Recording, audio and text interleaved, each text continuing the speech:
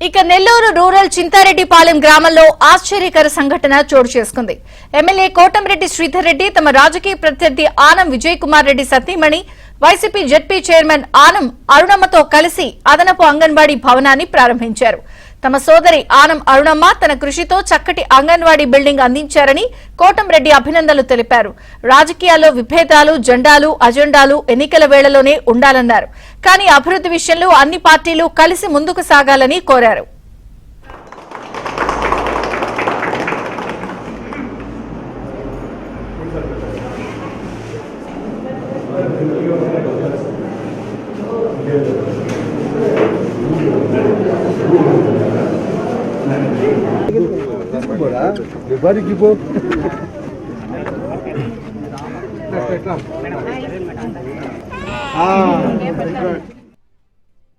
ఇది అంగన్వాడీ బిల్డింగ్ ఈ గ్రామంలో ఇంత సుందరంగా ఇంత అందంగా ప్రజలకు మేలు చేసే రీతిలో వచ్చిందంటే దానికి ప్రధాన కారణం ఆనం అరుణమ్మ గారు.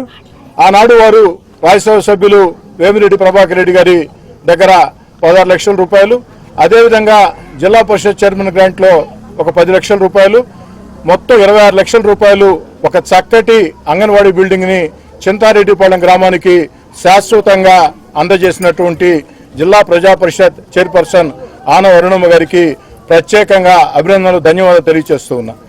అందుకే ఇది వారి కష్టంతో వచ్చినటువంటి బిల్డింగ్ కాబట్టి వారి చేతే ప్రారంభించాలని నేను అక్కకు ఫోన్ చేసి మీరు వచ్చి మీ చేతితో చేస్తే బాగుంటుంది అక్క అంటే వారు కూడా మంచి మనసుతో అంగీకరించి రావడం జరిగింది.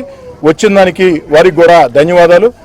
నా ఉద్దేశం ఒకటే, రాజకీయాల్లో భేదాలు, విభేదాలు, జెండాలు, అజెండాలు ఎన్నికల వేళ మాత్రమే. ఎన్నికలు లేనప్పుడు అభివృద్ధి కార్యక్రమాల్లో అధికారం, ప్రతిపక్షం, వివిధ రాజకీయ పక్షాలు అందరం ఆ పార్టీ ఈ పార్టీ అని చూడకుండా అభివృద్ధి కార్యక్రమాల సాధనలో ముందుకు సాగాల. ఆ యొక్క అభివృద్ధి కార్యక్రమాల విషయంలో రాజకీయ వాదాలు ఉండకూడదు అన్న ఉద్దేశంతోనే ఆలోచన చేస్తున్నాం.